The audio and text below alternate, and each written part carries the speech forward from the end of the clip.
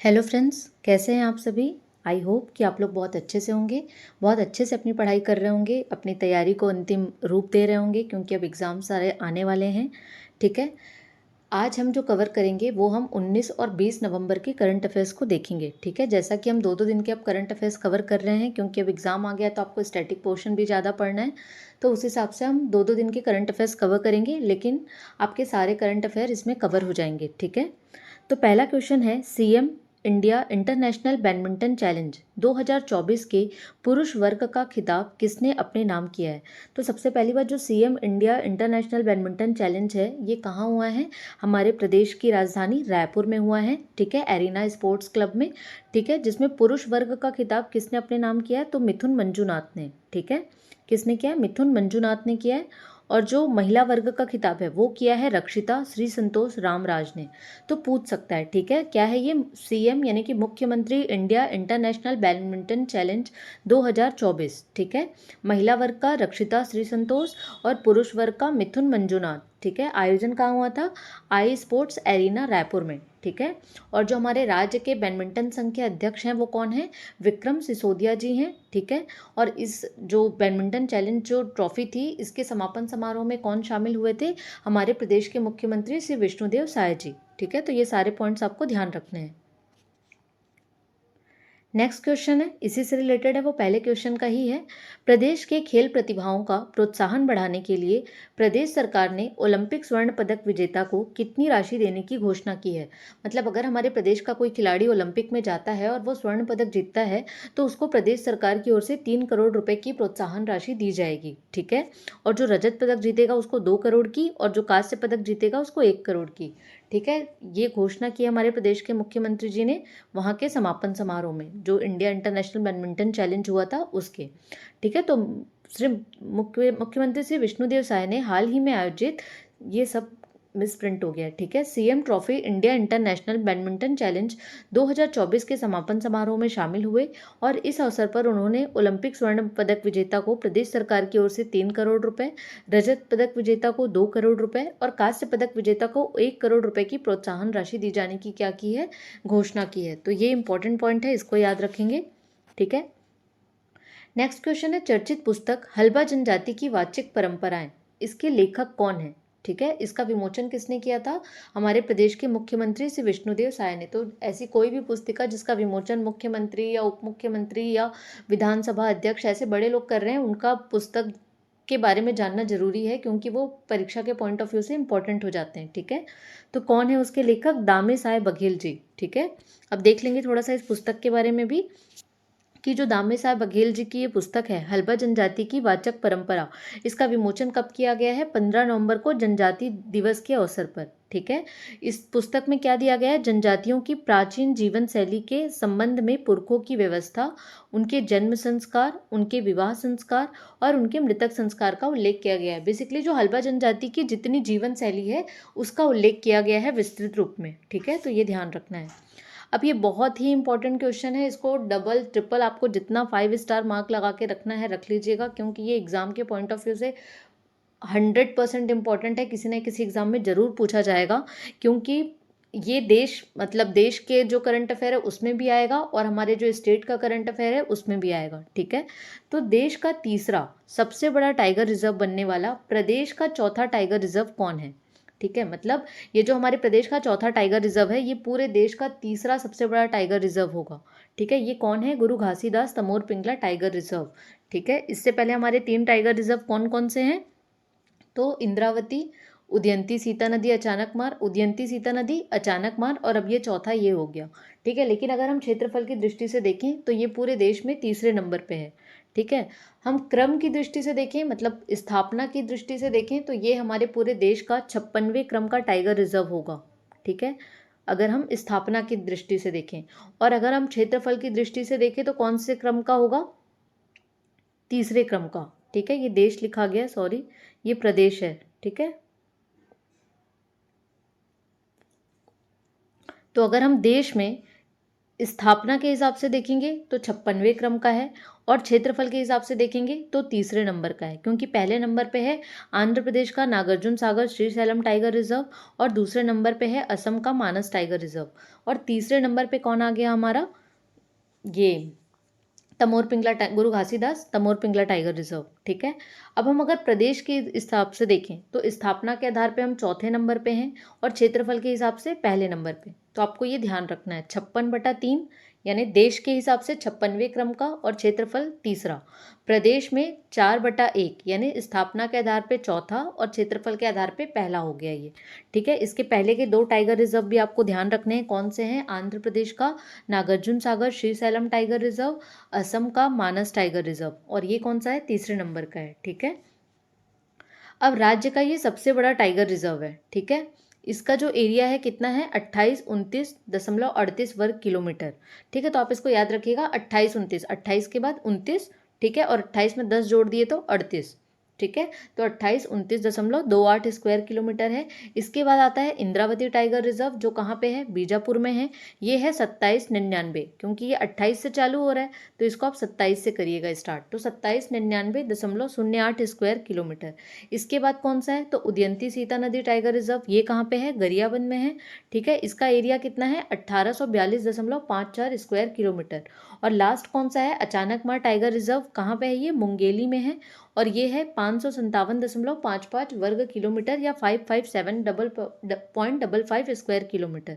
ठीक है, तो ये जो ना बहुत इंपॉर्टेंट क्वेश्चन है, तो इसके सारे आपको एस्पेक्ट्स देखने होंगे।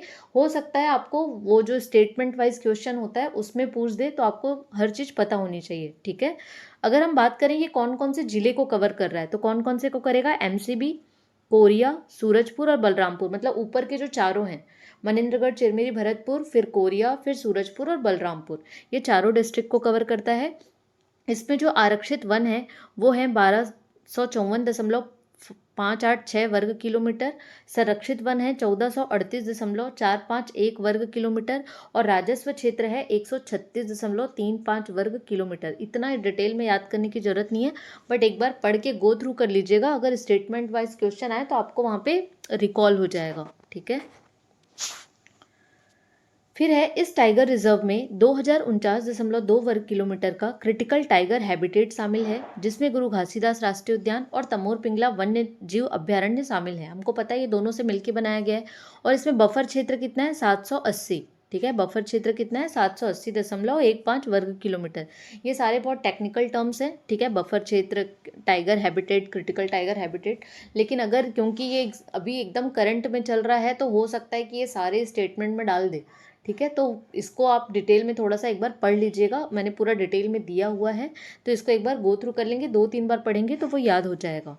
ठीक है, केंद्रीय पर्यावरण, वन एवं जलवायु परिवर्तन मंत्री श्री भूपेंद्र यादव ने छत्तीसगढ़ के गुरु घासीदास तमोर पिंगला टाइगर रिजर्व को देश के 56वें टाइगर रिजर्व के रूप में अधिसूचित किए जाने की जानकारी राष्ट्र को दी है। ठीक है, मतलब पूरे देश को दी है। ठीक है, तो ये बहुत ही इंपॉर्टेंट पॉइंट है हमारे देश के लिए भी, और हमारे प्रदेश के लिए तो है ही, मतलब प्रदेश के लिए तो बहुत ही ज़्यादा इंपॉर्टेंट है, तो इसको ध्यान रखिएगा। नेक्स्ट क्वेश्चन है, प्रदेश के किस जिले को मत्स्य पालन के क्षेत्र में देश में बेस्ट इनलैंड डिस्ट्रिक्ट अवार्ड से सम्मानित किया गया है? कौन से जिले को किया गया है? कांकेर को। तो ये बहुत ही इंपॉर्टेंट क्वेश्चन है कि मत्स्य पालन के क्षेत्र में पूरे देश में बेस्ट इनलैंड डिस्ट्रिक्ट किसको बनाया गया है? कांकेर को। ठीक है, ये पुरस्कार कौन देगा? तो केंद्रीय मत्स्य पालन, पशुपालन, डेयरी, पंचायती राज मंत्री कौन है? राजीव रंजन सिंह उर्फ ललन सिंह। ये देंगे, कहाँ देंगे? नई दिल्ली में देंगे, सुषमा स्वराज भवन में। ठीक है, कब देंगे? 21 नवंबर 2024, यानी कल। क्यों दिया जाएगा कल? क्योंकि कल विश्व मात्स्यिकी दिवस है, इस अवसर पर वो दिया जाएगा। हमारा जो राज्य है वो अंतर्देशीय मत्स्य उत्पादन में कितने स्थान पर है? 8वें स्थान पे है, तो इसको ध्यान रखना है। ठीक है, नेक्स्ट क्वेश्चन है, सिमगा नगर पंचायत, जिसे हाल ही में नगर पालिका बनाया गया है, प्रदेश के किस जिले में स्थित है? कहाँ है ये? बलौदाबाजार भाटापारा में है। ठीक है, तो इसको भी ध्यान रखिएगा, इसकी अधिसूचना जारी की गई है अभी। नेक्स्ट क्वेश्चन है, प्रदेश के किस स्थान पर टूरिज्म कॉरिडोर बनाया जाएगा? कहाँ बनाया जाएगा? बस्तर में। ठीक है, इसकी घोषणा कब हुई है? अभी हाल ही में हमारे प्रदेश के मुख्यमंत्री कहाँ गए हैं? अभी हो रहा है बस्तर विकास प्राधिकरण की बैठक हो रही है। कहाँ पे हो रही है? मिनी न्यागरा चित्रकूट में। ठीक है, वहाँ पे मुख्यमंत्री ने बस्तर में पर्यटन को बड़े पैमाने पर बढ़ावा देने के लिए टूरिज्म कॉरिडोर बनाए जाने की क्या की है, घोषणा की है। ठीक है, मतलब बातचीत चल रही है वहाँ पे अभी। नेक्स्ट क्वेश्चन है, हाल ही में चर्चित मुनगा जलप्रपात प्रदेश के किस जिले में स्थित है? मैंने बहुत बार बोला है, जो भी जलप्रपात न्यूज़पेपर में बने हुए हैं उन्हें बहुत ज़्यादा ध्यान में रखिएगा। तो ये कहाँ है? दंतेवाड़ा में है। ठीक है, कहाँ पे है मुनगा जलप्रपात? दंतेवाड़ा में। मुनगा सोच के आप तीरथगढ़ मुनगा बहार ऐसा कनेक्ट मत करिएगा। ठीक है, इसलिए मैंने इसको लिया है ताकि आप लोग को कन्फ्यूज़न ना हो। यह जलप्रपात जिला मुख्यालय से लगभग 50 किलोमीटर दूर कटे कल्याण ब्लॉक के चेकपाल ग्राम पंचायत के ग्राम मंगा लिखा गया, इस बार बहुत प्रिंटिंग मिस्टेक हो गई है, मुनगा। ठीक है, मुनगा में स्थित है। ठीक है, इसकी हाइट बताई जा रही है 100 फीट से अधिक है, लेकिन यहाँ पर पहुँचने के लिए रोड अच्छी नहीं है, जिसके कारण वहाँ के लोगों ने भी वहाँ पर रोड बनाए जाने की क्या की है, ज्ञापन सौंपा है कलेक्टर को, राज्य सरकार को, कि इसको डेवलप करने के लिए यहाँ पे रोड बनाया जाए और पर्यटन को बढ़ावा मिले जिससे। ठीक है, तो ये ध्यान रखना है। अब हम नेशनल करंट अफेयर्स की ओर बढ़ेंगे। ठीक है, अभी तक हमने स्टेट के क्वेश्चंस देखे हैं, राज्य के क्वेश्चंस देखे हैं, अब हम नेशनल करंट अफेयर्स देखेंगे। ये भी आप डबल ट्रिपल जितना स्टार मार्क लगाना है लगा लीजिए, बहुत ही इंपॉर्टेंट क्वेश्चन है। भारत के नए नियंत्रक एवं महालेखा परीक्षक यानी कंट्रोलर ऑडिटर जनरल CAG जिसको बोलते हैं, ये किन्हें नियुक्त किया गया है? तो किनको नियुक्त किया गया है? के संजीव मूर्ति को। ठीक है, अभी तक कौन थे हमारे CAG? गिरीश चंद्र मुर्मू थे, जिनका कार्यकाल अभी कब खत्म हो रहा है? 20 नवंबर को, मतलब आज उनका कार्यकाल समाप्त हो जाएगा। इसके बाद जो बनेंगे वो बनेंगे के संजय मूर्ति। ठीक है, वर्तमान में ये शिक्षा मंत्रालय में उच्च शिक्षा विभाग के सचिव के पद के रूप में क्या है, कार्यरत हैं। ठीक है, अभी किसका स्थान लेंगे? गिरीश चंद्र मुर्मू का। और गिरीश चंद्र मुर्मू कब से इस पद पर हैं? अगस्त 2020 से। ठीक है, तो ये भी इंपॉर्टेंट पॉइंट है। कैग जो ये है कंट्रोलर ऑडिटर जनरल, ये कैसा पद है ये पूछ सकता है एग्जाम में। तो ये कॉन्स्टिट्यूशनल पद है यानी संवैधानिक पद है। क्यों संवैधानिक है? क्योंकि इसका वर्णन कहाँ किया गया है? संविधान में किया गया है। संविधान में कौन से आर्टिकल, कौन से अनुच्छेद में किया गया है? तो अनुच्छेद 148 में किया गया है। 148 से 151 तक है इनका आर्टिकल, उसमें इनकी नियुक्ति, शपथ और सेवा की शर्तों को बताया गया है। ठीक है, बेसिकली जो CAG होते हैं वो जो भारतीय लेखा परीक्षा और लेखा विभाग जो होते हैं उनके प्रमुख होते हैं, और सार्वजनिक क्षेत्रों के भी वो प्रमुख संरक्षक होते हैं। ठीक है, तो इसको ध्यान रखना है। अब CAG की नियुक्ति कौन करता है? तो इनकी नियुक्ति करता है राष्ट्रपति। इनका जो कार्यकाल होता है वो होता है 6 वर्ष या 65 वर्ष की उम्र, जो भी पहले हो जाए। अगर 65 कोई 62 वर्ष की उम्र में बन रहा है तो वो 3 साल ही रहेगा। ठीक है, अदरवाइज वो 6 साल रहेंगे। ठीक है, इनका जो कार्य होता है वो होता है सरकार और उसकी एजेंसियों के अकाउंट्स का ऑडिट करना। ठीक है, और फिर अपना वो ऑडिट रिपोर्ट किसको देते हैं? राष्ट्रपति को। और राष्ट्रपति उसे कहाँ रखवाता है? सदन में रखवाता है, जिसपे क्या होती है? चर्चा होती है। भारत के पहले कैग यानी कंट्रोलर ऑडिटर जनरल कौन थे?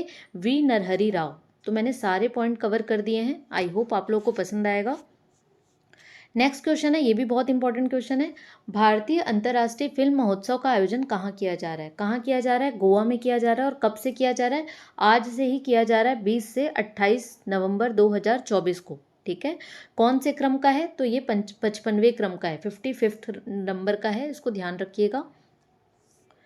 ठीक है, इस दौरान मैंने वो पहले बता दिया आपको, इस दौरान 81 देश की 180 अंतर्राष्ट्रीय फिल्में यहाँ पे क्या की जाएंगी? दिखाई जाएंगी। ठीक है, हर बार इस महोत्सव में ना एक फोकस कंट्री होती है, मतलब जिस पे हम ज़्यादा फोकस करते हैं, जिसकी जो सिनेमा होता है उसको ज़्यादा सराहा जाता है या ज़्यादा देखा जाता है। ठीक है, तो इस बार हमारा फोकस कंट्री किसे डिक्लेयर किया गया है? किसे घोषित किया गया? ऑस्ट्रेलिया को। ठीक है, किसको डिक्लेयर किया गया? ऑस्ट्रेलिया को। अंतर्राष्ट्रीय जूरी का अध्यक्ष किसको बनाया गया है? आशुतोष गोवारिकर। ठीक है, जो हमारे यहाँ के डायरेक्टर हैं बॉलीवुड के। ऑस्ट्रेलिया के फिल्म निर्माता फिलिप नॉइस को सत्यजीत रे लाइफ टाइम अचीवमेंट अवार्ड 2024 से सम्मानित किया जाएगा। इस अवसर पर जो ऑस्ट्रेलिया के फिल्म डायरेक्टर हैं फिलिप नॉइस, उनको सत्यजीत रे लाइफ टाइम अचीवमेंट अवार्ड से सम्मानित किया जाएगा। ये बहुत ही इंपॉर्टेंट क्वेश्चन है, इसको ध्यान रखिएगा। ये जो भारतीय अंतर्राष्ट्रीय फिल्म महोत्सव है इसकी स्थापना हुई थी 1952 में। ठीक है, इसका बेसिकली आयोजन कौन करवाता है? तो इसका आयोजन कराता है राष्ट्रीय फिल्म विकास निगम। ठीक है, सूचना और प्रसारण मंत्रालय भारत सरकार और इंटरटेनमेंट सोसाइटी ऑफ गोवा, मतलब जो गोवा की इंटरटेनमेंट सोसाइटी है वो, फिर राष्ट्रीय फिल्म विकास निगम है वो, और हमारे भारत का जो सूचना और प्रसारण मंत्रालय है वो। ठीक है, तो ध्यान रखिएगा इसे। नेक्स्ट क्वेश्चन है, टाटा स्टील शतरंज इंडिया ब्लिट्स प्रतियोगिता का खिताब किसने अपने नाम किया है? किसने किया है? Magnus Carlsen. ये शतरंज के नंबर 1 खिलाड़ी हैं पूरे वर्ल्ड के, ठीक है। इन्होंने अभी कोलकाता में हुआ था ये टाटा स्टील शतरंज इंडिया टूर्नामेंट, जिसमें इसने फाइनल राउंड में मैग्नस कार्लसन ने विदित गुजराती को हराकर यह खिताब अपने नाम किया है, ठीक है। तो इसको ध्यान रखना है। नेक्स्ट क्वेश्चन है, प्रधानमंत्री नरेंद्र मोदी किस दक्षिणी अमेरिकी देश की यात्रा करने वाले पहले प्रधानमंत्री बन गए हैं? अभी हमारे प्रधानमंत्री विदेश यात्रा पर हैं, ठीक है। G20 समिट में भी उन्होंने भाग लिया है। G20 के जो टॉपिक्स हैं वो मैं अपने नेक्स्ट वीडियो में कवर करूंगी, ठीक है। वो बहुत ही इंपॉर्टेंट पॉइंट है।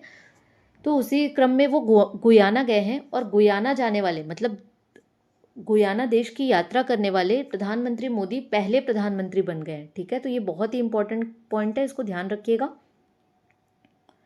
56 वर्षों में प्रधानमंत्री मोदी गुयाना की यात्रा करने वाले पहले प्रधानमंत्री बने हैं, ठीक है। मतलब अभी तक के 56 वर्षों में ना, ऐसे बात हो रही है, प्रधानमंत्री मोदी के 56 वर्षों की बात नहीं हो रही है, ठीक है। तो ध्यान रखिएगा इसको। गुयाना को ग्रेट ब्रिटेन से 26 मई, ये मई लिखा गया है, 26 मई 1966 में स्वतंत्रता मिली थी, ठीक है। तो गुयाना भी किसके अंदर था? ग्रेट ब्रिटेन के अंदर था, वो भी गुलाम था, और उसको 26 मई 1966 को स्वतंत्रता मिली है। और अभी हाल ही में प्रधानमंत्री मोदी ने इस देश की यात्रा की है, और वो ये यात्रा करने वाले पहले प्रधानमंत्री बन गए हैं, ठीक है। ध्यान रखेंगे इसे।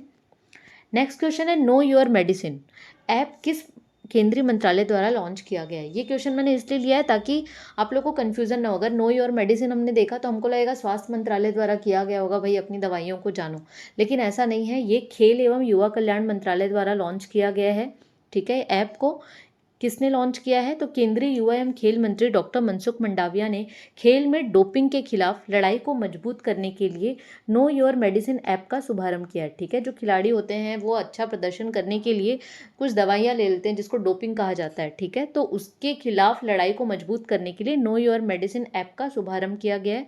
यह ऐप खिलाड़ियों, कोच और पूरे खेल समुदाय को डोपिंग रोकने के लिए जागरूक करने के उद्देश्य से प्रारंभ किया गया है, ठीक है। तो आप इसको ध्यान रखेंगे, कौन से मंत्रालय ने किया है? खेल एवं युवा कल्याण मंत्रालय, ठीक है। तो आज हम इतना ही करंट अफेयर करेंगे। अगर आपको ये वीडियो पसंद आया है तो वीडियो को लाइक कीजिएगा, चैनल को सब्सक्राइब कीजिएगा, अपने दोस्तों के साथ भी शेयर कीजिएगा। अगर आपका कोई और फीडबैक हो तो वो भी आप हमारे साथ शेयर कर सकते हैं। मुझे बहुत अच्छा लगता है कि जब भी कुछ भी डाउट होता है आप लोग बहुत अच्छे से उसे एक्सप्लेन भी करते हैं और उसे इस माध्यम में रखते भी हैं, तो वो मुझे बहुत अच्छा लगता है। अगर आपका ऐसा कोई भी डाउट हो तो आप बिल्कुल बेझिझक यहाँ पे रख सकते हैं। Thank you so much.